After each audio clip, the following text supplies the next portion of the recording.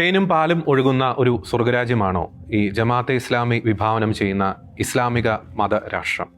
ഇസ്ലാമിക മതരാഷ്ട്രവാദികളുടെ പിന്തുണ സ്വീകരിച്ചുകൊണ്ട് ഒരു ജനാധിപത്യ സംവിധാനത്തിലെ ഒരു തെരഞ്ഞെടുപ്പിൽ പങ്കെടുക്കുകയാണെങ്കിൽ, അല്ലെങ്കിൽ അവരുടെ പിന്തുണ സ്വീകരിക്കുകയാണെങ്കിൽ ഉണ്ടാകാവുന്ന പ്രത്യാഘാതങ്ങൾ എന്തൊക്കെ? യഥാർത്ഥത്തിൽ ആരാണ് ഈ ജമാഅത്തെ ഇസ്ലാമി? ഇതിനെക്കുറിച്ചുള്ള വളരെ ഞെട്ടിക്കുന്ന വെളിപ്പെടുത്തലുകളും യാഥാർത്ഥ്യങ്ങളുമാണ് നിലപാട് എന്ന ഈ ഒരു പ്രോഗ്രാമിലെ ഇന്നത്തെ എപ്പിസോഡിൽ ഞങ്ങൾ പങ്കുവയ്ക്കാൻ ആഗ്രഹിക്കുന്നത്. ഞാൻ ജോർജി, എന്നോടൊപ്പമുള്ളത് അരുൺ ജോൺ. ഒരു ഇടവേളയ്ക്ക് ശേഷം കേരളത്തിൽ ഈ ജമാഅത്തെ ഇസ്ലാമിയുമായി ബന്ധപ്പെട്ടുള്ള ചർച്ചകൾ വീണ്ടും സജീവമാവുകയാണ്. ഈ കഴിഞ്ഞ നിലമ്പൂർ ഉപതെരഞ്ഞെടുപ്പിൻ്റെ ആ ഒരു സമയത്താണ് വി.ഡി. സതീശനോട് മാധ്യമപ്രവർത്തകർ ചോദിക്കുന്നു, ജമാഅത്തെ ഇസ്ലാമിയെ പറ്റി ചോദിക്കുന്നു. അപ്പോൾ അദ്ദേഹം പറയുന്നു, 2019 പാർലമെൻറ്റ് ഇലക്ഷൻ്റെ സമയം മുതൽ തന്നെ ജമാഅത്തെ ഇസ്ലാമിയുടെ രാഷ്ട്രീയ മുഖമായിട്ടുള്ള വെൽഫെയർ പാർട്ടിയുടെ പിന്തുണ തങ്ങൾക്ക് ലഭിക്കുന്നുണ്ട്. അവർ ഇപ്പോൾ നല്ല കുട്ടികളാണ് എന്നുള്ള ഒരു അർത്ഥം വരുന്ന രീതിയിൽ അദ്ദേഹം സംസാരിക്കുന്ന മതരാഷ്ട്രവാദമൊക്കെ അവർ ഉപേക്ഷിച്ചു എന്നൊക്കെ പറയുന്നു. എന്നാൽ അദ്ദേഹത്തിനൊരു അടികിട്ടി പോലെയായി ജമാഅത്തെ ഇസ്ലാമിയുടെ ഷെയ്ഖ് മുഹമ്മദ് കാരക്കുന്ന് എന്ന് പറയുന്ന ആ നേതാവ്, അതായത് ഇസ്ലാമിൻ്റെ മൗലികമായിട്ടുള്ള ഒരു കാര്യമാണ് ഇസ്ലാമിക രാഷ്ട്രം, അവരുടെ ആരാധനാ ക്രമം അതിൻ്റെ പൂർണ്ണതയിൽ അനുഷ്ഠിക്കണമെങ്കിൽ ഇവിടെ ഇസ്ലാമിക ഭരണം വരണം, ഇസ്ലാമിക രാഷ്ട്രം വരണം എന്ന കാര്യം അദ്ദേഹം പറയുന്നു. അപ്പോൾ അതായത് ജമാഅത്തെ ഇസ്ലാമിയുടെ ആത്യന്തികമായിട്ടുള്ള ലക്ഷ്യം എന്ന് പറയുന്നത് മതരാഷ്ട്രമാണ്, അതായത് ഒരു ശരീഅത്ത് നിയമത്തിനനുസൃതമായി പ്രവർത്തിക്കുന്ന ഒരു ഇസ്ലാമിക ഭരണം തന്നെയാണ്. ഒന്ന് രണ്ട് ചോദ്യങ്ങളാണ് തുടക്കത്തിൽ നമുക്ക് ചോദിക്കാൻ ആഗ്രഹിക്കുന്നതും ഒരു വ്യക്തത വരുത്താൻ ആഗ്രഹിക്കുന്നതും.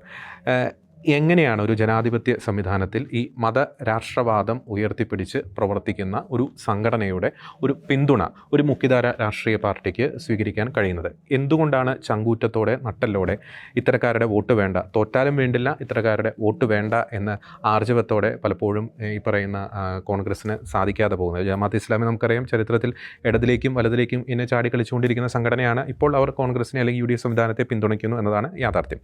ഒരു കാര്യം കൂടി പറയുകയാണ്, നമ്മൾ ഈ മതരാഷ്ട്രവാദത്തിൻ്റെ ഒരു അപകടം പലപ്പോഴും ഈ മതരാഷ്ട്രവാദത്തെ എന്തോ ഒരു പറുദീസയാണ് അല്ലെങ്കിൽ ഒരു പുതിയൊരു സ്വർഗരാജ്യമാണ് എന്ന രീതിയിൽ ഇങ്ങനെ അവതരിപ്പിക്കാനുള്ള ടെൻഡൻസി ഇപ്പോൾ സോഷ്യൽ മീഡിയയിൽ വളരെ ശക്തമാണ്.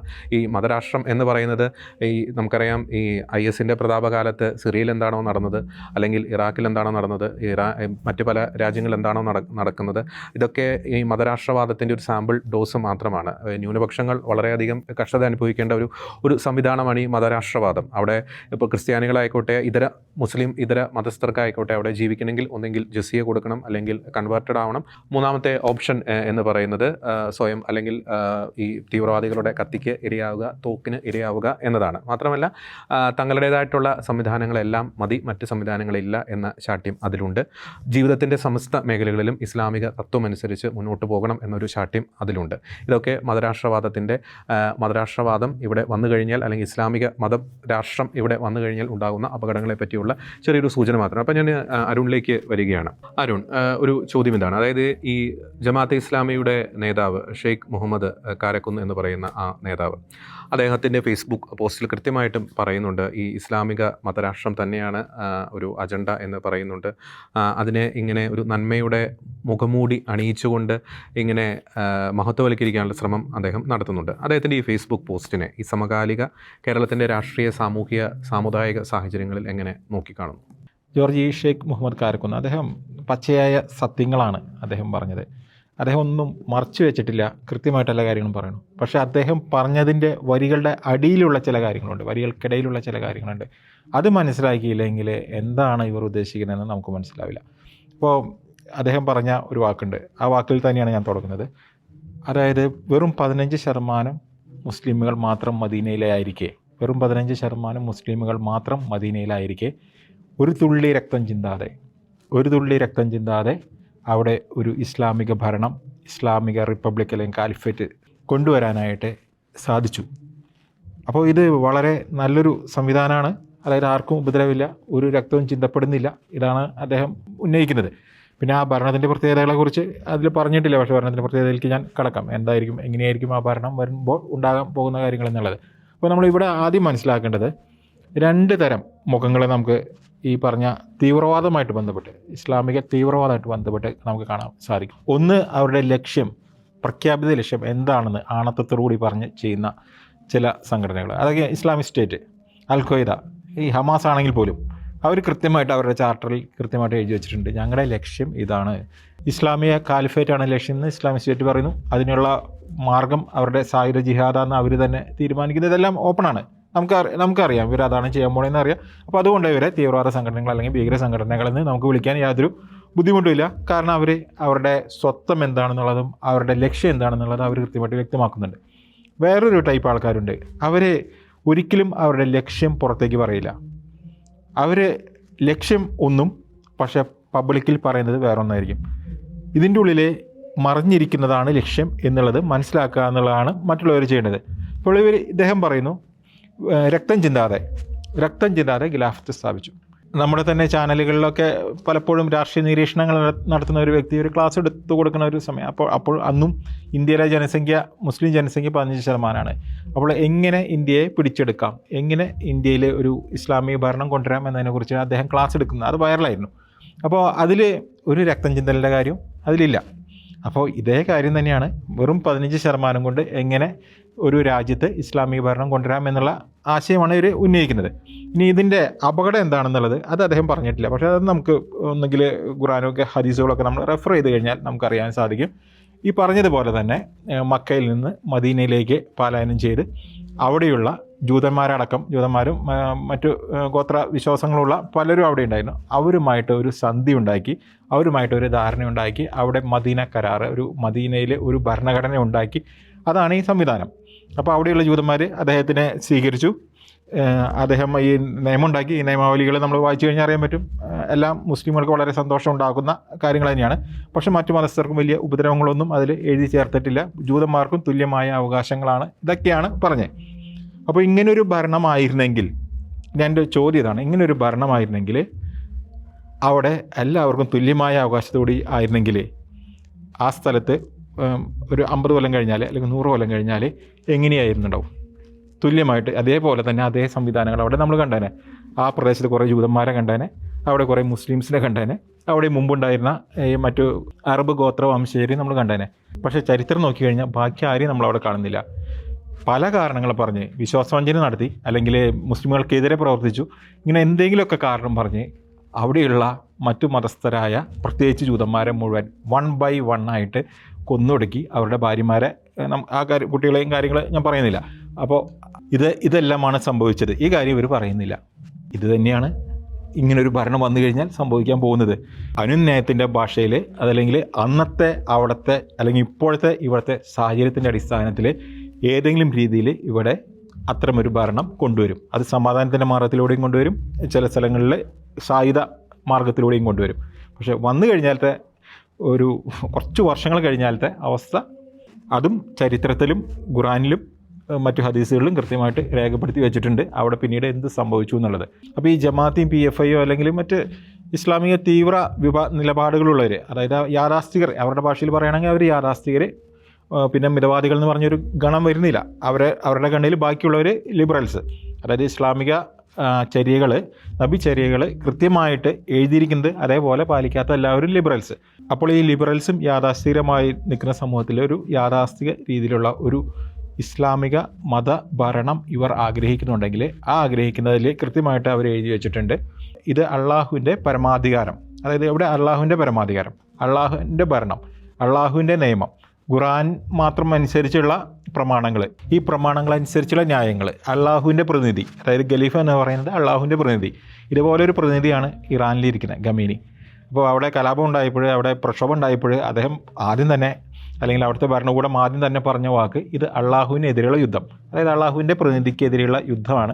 അതായത് അള്ളാഹുവിനെതിരെയുള്ള പ്രക്ഷോഭം എന്ന് പറഞ്ഞാൽ ദൈവത്തിനെതിരെയുള്ള പ്രക്ഷോഭം എന്ന് പറഞ്ഞു കഴിഞ്ഞാൽ പിന്നെ അവിടെ വധശിക്ഷ അല്ലെങ്കിൽ അതിനപ്പുറത്തേക്കുള്ള വേറെ കാര്യങ്ങളൊന്നുമില്ല. അപ്പോൾ ഇതാണ് ഈ ഭരണം എന്ന് പറയുന്നത് ഇവരെ. അപ്പോൾ ഇവരെ അനുസരിച്ചും ഇവർ പറയുന്ന നിയമങ്ങളും ഇവർ പറയുന്ന ഭരണ സംവിധാനത്തിൻ്റെ കീഴിൽ അടങ്ങി ഒതുങ്ങി ജീവിക്കുന്നവർക്ക് ജീവിക്കാം. അതല്ലാത്ത ഒരുവനും, അതൊരു മുസ്ലിം ആണെങ്കിൽ പോലും, ഒരു സാധാരണക്കാരനായ ഒരു മുസ്ലിമിന് പോലും നേരെ ചൊവ്വ ജീവിക്കാനായിട്ട് ഇവർ അനുവദിക്കില്ല. ഇവർ ഈ നിയമത്തിനെ തന്നെ, ശരീഅത്ത് നിയമം ഓരോ രാജ്യത്തും ഓരോ പോലെയാണ്. ഇപ്പോൾ നമുക്കറിയാം യമനിലത്തെ നിയമം കുറച്ചും കൂടി നമ്മൾ ആ നിമിഷപ്രിയമായിട്ട് ബന്ധപ്പെട്ട കാര്യങ്ങൾ നമ്മൾ പഠിക്കുമ്പോൾ നമുക്കറിയാൻ പറ്റും. അവിടുത്തെയുള്ള ഗോത്ര മുസ്ലിം നിയമങ്ങൾ അല്ലെങ്കിൽ അവിടെ ഉണ്ടായിരുന്ന മുസ്ലിം ഗോത്രങ്ങളിലത്തെ നിയമങ്ങൾ കൂടി കൂട്ടിച്ചേർത്തിട്ട് ഘടിപ്പിച്ചു. ഇസ്ലാമിക് സ്റ്റേറ്റ് സിറിയയിലും ഇറാഖിലും ചെയ്തത് ശരീഅത്ത്. അപ്പോൾ നമ്മൾ ഈ ശരീഅത്ത് നിയമത്തിൻ്റെ പല വെർഷനുകൾ നമ്മൾ കാണണം. അപ്പോൾ ഇവിടെയായാലും ശരീഅത്ത് നിയമം വന്നു കഴിഞ്ഞാൽ ആദ്യം വരുമ്പോൾ നമ്മളിപ്പോൾ കണ്ട പോലെ മദീനയിലത്തെ ചാർട്ടർ പോലെ കാണും, എല്ലാവർക്കും തുല്യ അവകാശം. കുറച്ച് കഴിയുമ്പോൾ നമുക്കറിയാൻ പറ്റും ഈ പിടിച്ചെടുക്കുന്ന സ്ഥലങ്ങളിൽ ജസിയ, ജോർജ് നേരത്തെ സൂചിപ്പിച്ചതാണ്, ജസിയ പോലെയുള്ളത് വെച്ച് അവരെ ഞെരുക്കും. അതിനപ്പുറം വരുമ്പോൾ ഇവർ ഈ ഖുറാനിൽ എഴുതിയ ഏറ്റവും തീവ്രമായിട്ടുള്ള വചനങ്ങൾ ഏതൊക്കെയുണ്ടോ അതെല്ലാം പറക്കിയെടുത്തിട്ട് അത് മുഴുവൻ ഈ ശരീഅത്ത് നിയമത്തിലേക്ക് കയറി വരുമ്പോൾ പിന്നെ അവിടെ ഒരു മതസ്ഥനും ജീവിക്കാൻ പറ്റാത്ത, അല്ലെങ്കിൽ തലവെട്ട് അല്ലെങ്കിൽ നാടുവിട്ട് പോകുക, അല്ലെങ്കിൽ ഈ പറഞ്ഞ ഈ അവസ്ഥകൾ മാത്രമേ ഉള്ളൂ. ഇങ്ങനെയുള്ള ഒരു അവസ്ഥയിലേക്ക് വരും. അത് ഇവരായിട്ട് വരണ്ട, കുറച്ച് നാൾ കഴിയുമ്പോൾ ഇത് ഈ തീവ്ര ചിന്തകളുള്ളവർ കൂടുതൽ അതിൽ പ്രാബല്യം നേടി അത് ഈ ലോക ചരിത്രത്തിൽ ലോകത്തെ എല്ലായിടത്തും സംഭവിച്ചാണ്. നമ്മൾ ഈ ലോകത്തെ എല്ലാ രാജ്യങ്ങളും നമ്മളിത് കണ്ടുകൊണ്ടിരിക്കുന്നതാണ്. ഇപ്പോൾ ഏറ്റവും ഒടുവിൽ നമ്മൾ ബംഗ്ലാദേശിൽ ഇതേ ജമാഅത്തെ അവിടെ ചെയ്തുകൊണ്ടിരിക്കുന്ന കാര്യങ്ങൾ നമ്മൾ കാണുന്നു. അവിടെ ഉണ്ടായിരുന്ന ഹിന്ദുക്കളും ക്രിസ്ത്യൻസും ഒക്കെ ഇപ്പോൾ ഏത് അവസ്ഥയിലൂടെ കടന്നു പോകണമെന്ന് നമ്മൾ കാണുന്നു. അപ്പോൾ ഇതാണ് ഈ മതരാഷ്ട്ര സങ്കല്പം ഏറ്റവും എളുപ്പത്തിൽ മനസ്സിലാക്കാം. പലപ്പോഴും മതരാഷ്ട്രവാദം എന്ന് പറയുമ്പോൾ ഇവിടെ പലർക്കും എന്താണെന്ന് മനസ്സിലാവുന്നില്ല. ഇത് ഇസ്ലാം മത രാഷ്ട്രവാദം എന്ന് പറഞ്ഞു കഴിഞ്ഞാൽ ഇത് ഇങ്ങനെയാണ്, ഇന്നേ വരെ ചരിത്രത്തിൽ ഇങ്ങനെയാണ് നിറവേറിയിരിക്കുന്നത്. ഇതിനെയാണ് സതീശിനെ പോലെയുള്ള രാഷ്ട്രീയ നേതാക്കന്മാർ സപ്പോർട്ട് ചെയ്യുന്നത്. അപ്പോൾ അവരെ സംബന്ധിച്ചിടത്തോളം ഒരു പക്ഷേ ഒരു മുഖ്യമന്ത്രി കസേരയായിരിക്കാം, പക്ഷേ ജനത്തിനെ സംബന്ധിച്ചിടത്തോളം അതല്ല. അത് അവരുടെ ജീവനെയും അവരുടെ ഈ നാട്ടിലുള്ള അതിജീവനത്തെയും എല്ലാം ബാധിക്കുന്നൊരു വിഷയമാണെന്നെങ്കിലും ഇവർ മനസ്സിലാക്കുക എന്നുള്ളതാണ്. പിണറായി സർക്കാരിൻ്റെ ഈ കഴിഞ്ഞ 9 കൊല്ലത്തെ ഭരണം കാരണം വെറുതെ കൈ കെട്ടിയിരുന്നാൽ പോലും കിട്ടുന്ന UDF കിട്ടുന്ന ഒരു അധികാരമാണ് ഇനി വരാനിരിക്കുന്നത്. ആ സാഹചര്യത്തിൽ ഈ ജമാഅത്തുമായിട്ട് കൈ കോർക്കുന്നുണ്ടെങ്കിൽ അത് വലിയ അപകടമാണ്. നമുക്കറിയാം ഇപ്പോൾ ഒരു മുസ്ലിം ലീഗ് ഉറപ്പായിട്ട് UDF അധികാരത്തിൽ വരുമ്പോൾ മുസ്ലിം ലീഗിനാണ് വളരെ പ്രാധാന്യം വരാൻ പോകുന്നത്. അവരെപ്പോഴും മുസ്ലിംസിന് വേണ്ടിയാണ് കാര്യങ്ങൾ ചെയ്യുന്നത്. പക്ഷേ ചെയ്താൽ പോലും അത് ലഭിക്കുന്നത് ഏതെങ്കിലും ഒരു മനുഷ്യന് നന്മയാണല്ലോ. അത് മുസ്ലിം ആയിക്കോട്ടെ ആരെങ്കിലും ആയിട്ട് അവർക്ക് നന്മ ലഭിക്കുന്നു. പക്ഷേ ജമാഅത്തെ അവരെ കൈ കൊടുത്ത് വന്നു കഴിഞ്ഞാൽ അവർ ഈ ഭരണത്തിൻ്റെ മേലെ ഈ ഭരണത്തിൽ അവർക്ക് സ്വാധീനം ഉണ്ടെങ്കിൽ അതൊരു ഉന്മൂലന പ്രത്യയശാസ്ത്രമാണ്. ആ ഉന്മൂലന പ്രത്യയശാസ്ത്രത്തിൽ ഇവിടെയുള്ള മറ്റൊരു മതസ്ഥനും പിടിച്ചു നിൽക്കാൻ പറ്റില്ല. ഓക്കെ ജോൺ, അപ്പോൾ അരുൺ സൂചിപ്പിച്ചതുപോലെ വളരെ അപകടകരമായിട്ടുള്ള സൂചന തന്നെ ഈ ജമാഅത്തെ ഇസ്ലാമി നേതാവിൻ്റെ ഫേസ്ബുക്ക് പോസ്റ്റിലൂടെ നമുക്കത് മനസ്സിലാക്കാൻ സാധിക്കും. വളരെ അപകടകരമായിട്ടുള്ള ഒരു സൂചന, അപകടകരമായിട്ടുള്ള ഒരു ഭാവിയിലേക്കുള്ള വളരെ അപകടകരമായിട്ടുള്ള ഒരു സൂചന തന്നെ നമുക്ക് ആ ഫേസ്ബുക്ക് പോസ്റ്റിൽ നമുക്ക് മനസ്സിലാക്കാൻ സാധിക്കും. അപ്പോൾ എൻ്റെ ഒരു ചോദ്യം ഇതാണ് ജോൺ, നമുക്ക് കുറേ കൂടി എന്താണ് ഈ ജമാഅത്ത് ഇസ്ലാമി, അതിൻ്റെ ഒരു ചരിത്രത്തിലേക്ക് ഒന്ന് പോകണമെന്ന് എനിക്ക് തോന്നുന്നു. അപ്പോൾ അതിൻ്റെ ഒരു ചരിത്ര പശ്ചാത്തലം, അതിൻ്റെ ജനനം എങ്ങനെ, അത് ഉൾക്കൊള്ളുന്ന ഐഡിയോളജി, എവിടെ നിന്നാണ് അവർ ആ ഒരു ഐഡിയോളജി ഉൾക്കൊള്ളുന്നത്, മറ്റ് രാജ്യങ്ങളിൽ അവർ എങ്ങനെ പ്രവർത്തിക്കുന്നു, ഇതുകൂടി നമുക്ക് ഈ ഒരു പ്രോഗ്രാമിലെ എപ്പിസോഡിൽ ചർച്ച ചെയ്യാമെന്ന് എനിക്ക് തോന്നുന്നു. ജമാഅത്ത് ഇസ്ലാമിനെ കുറിച്ച് പറയുമ്പോൾ 1-2-3 ഹിസ്റ്റോറിക്കലായുള്ള കാര്യങ്ങൾ വെച്ച് പറയുകയാണ്. പിന്നെ അതിൻ്റെ കോർ ഐഡിയാസ്, വാല്യൂസ് ഒക്കെ പറ്റി പറഞ്ഞ് അവസാനിപ്പിക്കുകയാണ്. അപ്പോൾ ആദ്യം തന്നെ ജമാഅത്ത് ഇസ്ലാമി തുടങ്ങുന്നത് തന്നെ ബ്രിട്ടീഷ് ഇന്ത്യയിലാണ് തുടങ്ങുന്നത്. 1941 ഇത് തുടങ്ങുന്നത്. ഇതിൻ്റെ പ്രധാന ഉദ്ദേശം എന്ന് വെച്ച് കഴിഞ്ഞാൽ ഇസ്ലാമിക രാഷ്ട്രം നിർമ്മിക്കുക എന്നതാണ് അതിൻ്റെ കോർ കൺസെപ്റ്റ് എന്ന് പറയുന്നത്. അതായത് ദൈവമില്ലാതെ വേറൊന്നുമില്ല, അതായത് അള്ളാഹു ഇല്ലാതെ വേറൊന്നുമില്ല, എല്ലാ ഭരണവും അള്ളാഹുവിൽ നിന്നാണ്. അതുകൊണ്ട് ബാക്കിയെല്ലാം അതിലെല്ലാം താഴെയാണ്. ഭരണാധികാരികളൊക്കെ ഈ ഖാലിഫ അങ്ങനെയൊക്കെയുള്ള യൂസേജാണ് ഇവർ കൊണ്ടുവരുന്നത്. അപ്പോൾ അബുൾ അൽ മൗദൂദിയാണ് ഇതിൻ്റെ സ്ഥാപകൻ എന്ന് പറയപ്പെടുന്നു. അപ്പോൾ 1947 ശേഷം ഇത് 3 ബ്രാഞ്ചുകളായിരുന്നു. 3 ബ്രാഞ്ചുകൾ എന്ന് വെച്ച് കഴിഞ്ഞാൽ 3 രാജ്യങ്ങളായിട്ട് പാകിസ്ഥാൻ, ഇന്ത്യ, ബംഗ്ലാദേശ്, അങ്ങനെ 3 ബ്രാഞ്ചുകളായിട്ട് അത് തിരിയുന്നുണ്ട്. അപ്പോൾ ഇതിൽ 1-2 കോർ ഐഡിയാസ് ഞാൻ പറയുകയാണ്. പ്രധാനപ്പെട്ട കാര്യം അതിലെ പ്രധാനപ്പെട്ട കാര്യം change people, change society and capture the state. അതാണ് ഇവരുടെ പ്രധാന ഐഡിയോളജി. അപ്പോൾ മറ്റ് ഈ ഇസ്ലാമികളുള്ള ഭീകരവാദ സംഘടനകൾ നമുക്കറിയാം, ISIS ഉണ്ട്, താലിബാനുണ്ട്, അതുപോലെ ഇസ്ലാമിക് ബ്രദർഹുഡ് ഉണ്ട്. അപ്പോൾ ഇവരായിട്ട് കമ്പയർ ചെയ്യുമ്പോൾ ഈ ജമാഅത്ത് ഇസ്ലാമി തമ്മിലുള്ള വ്യത്യാസം എന്താണെന്ന് മനസ്സിലാക്കാം. ആദ്യം തന്നെ നമുക്ക് ഇസ്ലാമിക് ബ്രദർഹുഡായിട്ട് കമ്പയർ ചെയ്യാം. ഇസ്ലാമിക് ബ്രദർഹുഡ് എന്ന് പറയുമ്പോൾ കുറച്ചും കൂടി അതൊക്കെ ടോളറേറ്റ് ചെയ്യുന്ന ഒരു സംഘടനയാണ് ഇസ്ലാമിക് ബ്രദർഹുഡ്. ഈ ഇസ്ലാമിക് ബ്രദർഹുഡിൻ്റെ കീഴിലാണ് കുറേയധികം സംഘടനകൾ വേറെയുണ്ട്. ഹമാസ് ഉൾപ്പെടെയുള്ള കുറേ സംഘടനകളുണ്ട്. ഇവരുടെ പ്രത്യേകത എന്ന് പറഞ്ഞാൽ ഇവർ സായുധ സംഘടനകളാണ് കുറേ ഉള്ളത്. ഇനി ജമാഅത്ത് ഇസ്ലാമിയുടെ പ്രത്യേകത എന്ന് പറഞ്ഞാൽ ഇത് വളരെ റിജിഡ് ആയിട്ടുള്ള, വളരെ യാഥാസ്ഥികർ, കൺസർവേറ്റീവ് ആയിട്ടുള്ളൊരു സംഘടനയാണ് ജമാഅത്ത് ഇസ്ലാമി. അപ്പോൾ പ്രത്യേകിച്ച് എടുത്തു പറയേണ്ട കാര്യങ്ങൾ, ഉദാഹരണത്തിന് പാകിസ്ഥാൻ എടുക്കാമെന്ന് വെച്ചാൽ പാകിസ്ഥാൻ ഒരു ഇസ്ലാം രാഷ്ട്രമാണ്. അപ്പോൾ എന്നാലും അവിടെ ജമാഅത്ത് ഇസ്ലാമി ആയിട്ടുള്ള ക്ലാഷ് അവിടെ വരുന്നുണ്ട്. കാരണം അപ്പോഴും പറയാണ് അത് കംപ്ലീറ്റ് ഇസ്ലാം അല്ല, പാർഷ്യൽ ഇസ്ലാമാണ് അവിടെ നടന്നുകൊണ്ടിരിക്കുന്നത്, ക്ലാഷാണ്. ഇനി നമുക്ക് ബംഗ്ലാദേശ് എടുക്കാം. ബംഗ്ലാദേശിൽ അവിടെ നാഷണലിസമാണ്. എന്ന് വെച്ച് കഴിഞ്ഞാൽ സെക്യുലറിസം എന്ന രീതിയിലുള്ള പോയിക്കൊണ്ടിരിക്കുന്ന ഒരു ഇതായിരുന്നു. ലിബറേഷൻ വാർ എന്ന പേരിലൊരു ഇതൊക്കെ ഉണ്ടാവാണ്. അപ്പോൾ അത് കാരണം എന്താണ്, ഇത് അത്ര ഉള്ളൂ. വീണ്ടും ക്ലാഷ് വരാണ് അവിടുത്തെ നാഷണലിസം അല്ലെങ്കിൽ അവിടുത്തെ സ്ഥിതിഗതികൾ, ഭരണകൂടത്തിന് എതിരായുള്ള വികാരങ്ങൾ പൊട്ടിപ്പുറപ്പെടുന്നു, അതൊരു ഇസ്ലാമിക രാഷ്ട്രമാക്കുന്നു. ഇനി ഇന്ത്യയിലത്തെ അവസ്ഥ നമുക്ക് മനസ്സിലാക്കാം. ഇന്ത്യ ആയിട്ട് ഭയങ്കര ക്ലാഷ് എന്ന് കാരണം എന്താണ്, ഈ ലാർജസ്റ്റ് ഡെമോക്രസിയാണ്, ദ സോവറിനിറ്റി ഓഫ് പീപ്പിൾ, മനുഷ്യരുടെ സോവറിനിറ്റി, ജനാധിപത്യം എന്ന് പറയുമ്പോൾ അങ്ങനെയാണ്. പിന്നെ മാത്രമല്ല പല മോറലായിട്ടുള്ള അങ്ങനെ പല കൺസെപ്റ്റ്സും ഇവർ അംഗീകരിക്കുന്നില്ല. അപ്പോൾ ഈ ഒരു രാജ്യം പിടിച്ചടക്കുക എന്നതിൻ്റെ പ്രധാന ഉദ്ദേശം എന്ന് വെച്ച് കഴിഞ്ഞാൽ ഇവരുടെ പ്രോഗ്രസ് എപ്പോഴും ഗ്രാജുവലാണ്. അല്ലാതെ ഈ ഐസിസ് അതുപോലെ അല്ലെ താലിബാൻ ചെയ്യുന്ന പോലെ പെട്ടെന്ന് ഒരു സഡൻ ആയിട്ടുള്ള അറ്റാക്ക് നടത്തി, ഈ സലാഫി ജിഹാദിസം എന്നൊക്കെ പറഞ്ഞ പോലെ അങ്ങനത്തെ ഒരു അറ്റാക്ക് നടത്തി മറ്റുള്ള അടിമകളാക്കുക അല്ലെങ്കിൽ സ്ലേവ് അങ്ങനെ ഒരു ചിന്താഗതി ഇവർക്കില്ല. അതേസമയം ഇവരുടെ പ്രവൃത്തികൾ കുറച്ചും കൂടി, ഇവരുടെ ടാക്ടിക്സ് കുറച്ചും കൂടി ഗ്രാജുവൽ ആയിട്ടുള്ള, കുറച്ചും കണ്ണിങ് ആയിട്ടുള്ള രീതിയിലാണ് പോകുന്നത്. അതുകൊണ്ട് അവർ ആധുനികമായിട്ടുള്ള സകല മെത്തേഡ് ഉപയോഗിക്കും. ഇലക്ഷൻസ്, സ്റ്റേറ്റ് തെരഞ്ഞെടുപ്പുകൾ, മാധ്യമങ്ങൾ, അങ്ങനെ പല തെരഞ്ഞെടുപ്പുകൾ അവർ ഉപയോഗിക്കുന്നുണ്ട്. അതുകൊണ്ടാണ് ഇപ്പോൾ നമുക്ക് ലേറ്റസ്റ്റ് കേരളത്തിലെ പല വാർത്തകളും ഇതിനെ നമുക്ക് കമ്പയർ ചെയ്യാൻ പറ്റുന്നത്. ഇത് ഇവരുടെ ഈ കോറായിട്ടുള്ള ഐഡിയോളജിയിൽ വരുന്നതുകൊണ്ടാണ് അത്. അപ്പോൾ സാധാരണ മനുഷ്യർക്ക് അത് പെട്ടെന്ന് മനസ്സിലാക്കാൻ സാധിക്കുന്നില്ല. പെട്ടെന്ന് ഐസിസിൻ്റെ സ്വഭാവം നമുക്ക് പെട്ടെന്ന് മനസ്സിലാക്കാൻ സാധിക്കും. അവർ കാരണം ഭീകരവാദ സംഘടനയാണ്, തോക്കെടുത്ത് വെടിവെക്കും, അങ്ങനെയുള്ള കുറേ കാര്യങ്ങൾ നമുക്കറിയാം. താലിബാനെ നമുക്ക് മനസ്സിലാക്കാൻ പറ്റും. ഈ അഫ്ഗാനിസ്ഥാനിൽ പോയ അഫ്ഗാനിസ്ഥാൻ്റെ അവസ്ഥ നമുക്കറിയാം. അതുപോലെ തന്നെ ഇസ്ലാമിക് ബ്രദർഹുഡ്, അത് നമുക്കറിയാം, അതൊരു വലിയൊരു സംഘടനയാണ്, എല്ലാത്തിനും ചേട്ടനായിട്ട് വരുന്നൊരു സാധനമാണ്. പിന്നെ ഈ ജമാഅത്ത് ഇസ്ലാമി ഇവരായിട്ടുള്ള വ്യത്യാസം എന്ന് വെച്ച് കഴിഞ്ഞാൽ, ജമാഅത്ത് ഇസ്ലാമി കൺസർവേറ്റീവാണ്, ഞാൻ നേരത്തെ പറഞ്ഞ പോലെ കൺസർവേറ്റീവാണ്, റിജിഡാണ്. അത് കുറച്ചും കൂടിയും ഗ്രാജുവലാണ്.